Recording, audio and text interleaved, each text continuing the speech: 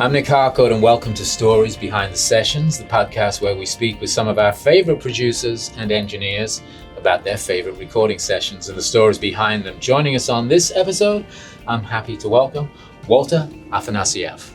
It's a pleasure to meet you. Oh, it's pleasure is all mine. Walter came to producing via his keyboard playing when he was hired on for the recording sessions for Whitney Houston's debut album in 1985 and began writing with the producer Michael Walden. One of their first productions was the title track of the 1989 James Bond movie License to Kill, which they co-wrote and was sung by Gladys Knight. Not a bad start. From then on, Walter's credits include producing the theme tune to the 1997 film Titanic, sung by Celine Dion, award-winning songs for Disney's Beauty and the Beast, Aladdin, The Hunchback of Notre Dame, and Hercules. I have to say, you mean Huncules. And Walter's working relationship with Mariah Carey in the 90s yielded some of her most successful songs, including Hero from the Music Box album, and All I Want for Christmas, which he co-wrote with her. He's got a shelf of awards, including Record of the Year and Producer of the Year Grammys, and among the many artists he has produced, you can include Michael Bolton, Savage Garden, Josh Groban, Destiny's Child, Neil Diamond, and oh yeah, Barbra Streisand. Wow, Walter, we are just touching the tip of the iceberg.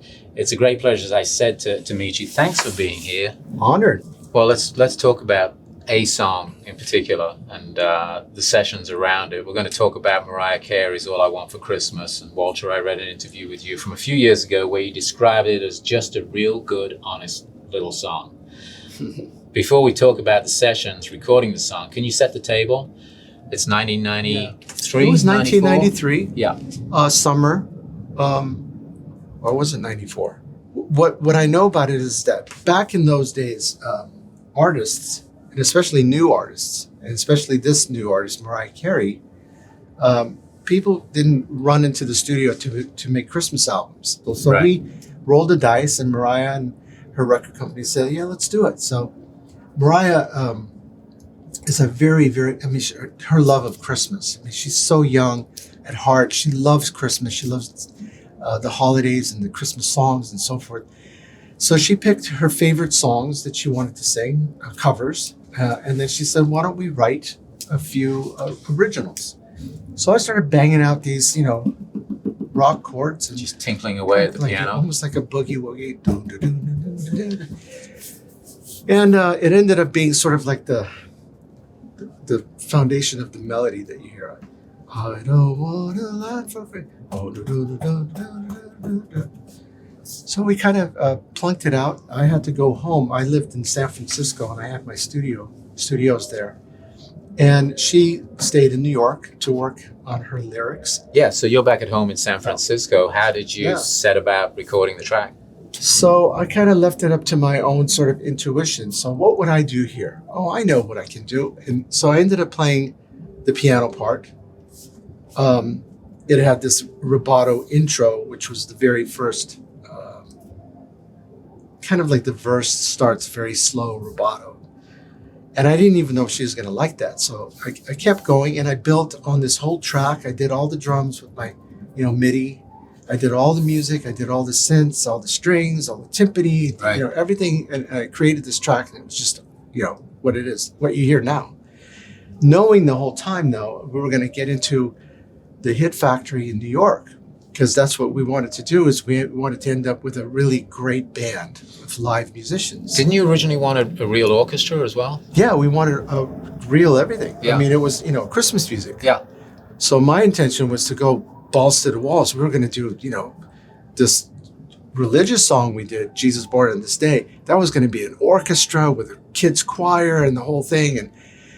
And in keeping with this whole plan, I was going to hire, I did hire Omar Hakim on drums. I had Greg Fillinganes on keyboards. I had Dan Huff on guitar. I had all these wonderful musicians, players, yeah. Randy Jackson, I think, on bass or something like that. But anyway, we all ended up at the Hit Factory. And we were going to do All I Want for Christmas Is You, but the real way. So we had, top musicians and it just tried it again. Just didn't work with the band. Work out. Kept referring to this demo I did at home, which was this one-man computerized version. Right. And it just didn't work. So we kept trying again and again. And then finally Mariah's husband, Tommy, came to me. He goes, you know what? Doesn't sound right. We're going to go with the track you did. So, okay, great. So she started we started her vocals, and it was so fast and so easy and so kind of like not thinking about it. It's just a song. We just did a song. Nobody knew it was going to do what it was going to do. In fact, nobody even it was probably the least who cares song on the album. So, but it ended up being this one-man band with this very quick vocal. Amazing. When you did what effectively you thought was a demo for the track, how much time did you spend on that? How long did it take you, to layer everything and bring everything? So one of the things I remember back then, I had whatever synthesizers I had. We didn't have the big Vienna libraries, Spitfire libraries like we have now for orchestra stuff. By the way, I came up with some cheesy timps, some cheesy drums, little cheesy tom-toms, and just my intuition, created a beat, and I did all these things, and I started to layer it, and I even came up with a Barry kind of synth Barry saxophone sound that's in there. And hardest part was the piano. I couldn't play it live. I mean, it's very, very syncopated, very fast. So I had to program it slower, and then we sped it up, and the computer plays it. It's all quantized. And everything. So, but and it's so impossible to recreate that. Mariah and everyone have tried so many times on all of her tours, all of her live musicians, even me as musical director.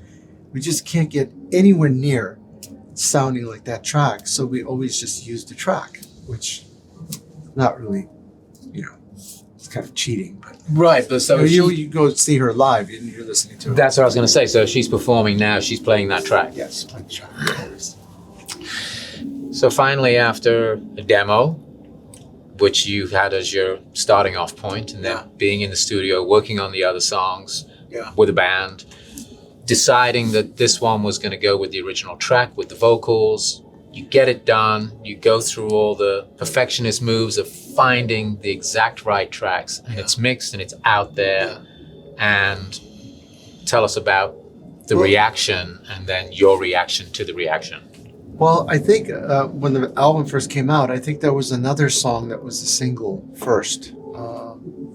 And then they tried to release, I might be wrong, but when they did release All I Want for Christmas Is You as a single, it didn't go number one. Immediately. Right. And we were like, oh, well, there goes that. Who cares? Guess that's why we use the demo. Maybe we'll do another Christmas album. And then what happened is, I'll never forget this. This is one of the good stories about All I Want for Christmas. So I remember I walked into a session where David Foster, the producer, was producing Michael Bublé, his Christmas album. And by the way, we were lucky enough, Michael Bublé recorded All I Want for Christmas Is You on his album. So I walked in and because we're all friends and everything, and I go, like a friend of David's like, David, why don't we write a song for Michael? I'm trying to get another song on the album, right? And he looks at me and he goes, what? No, man, nobody writes new Christmas songs anymore. Dude, that door's slammed. And I go, pardon me, but I happen to have written a new Christmas song that's done pretty well. And he goes, yeah, but that's the whole point. Yours is the last one. So back then we were all thinking, oh, it's not gonna work. Let's try it again. But the next year, oh, there it goes again. And then next year, oh, there it goes again. And then all of a sudden, year after year, but only the last 10 years or so, or even the last 5 years, are just extreme years. That's when Billboard, top 100, number one every year. And it's just, back then, it was like, nobody cared. Anything else about the session that stands out, the actual in-studio session when you were like, okay, these are the vocal takes, that's the song? Well, my fondest memory is that Mariah actually brought snow, a reindeer, and all the things you can imagine, Christmas into the Hit Factory studios. And it looked like Santa's village. What time of the year is this, by the way? This was in summer. Right. So during the summer, yeah, we're all holed up in this Christmas village of hers, whatever. But like I said, that didn't work out. It worked out on some of the other songs, Sure, of course, but not that one. But it's just a really cool thing that happened so quickly and so, innocently, and It's been a real delight to hear you actually talk about how it came together. And I think, for me personally, I didn't know half the stuff you told me, Yeah. So hopefully our audience will really, appreciate the fact that you got into it for us. Thank you. Oh, well, thank you very much. I appreciate it. Yeah, it's great meeting you. Honor. Thank you.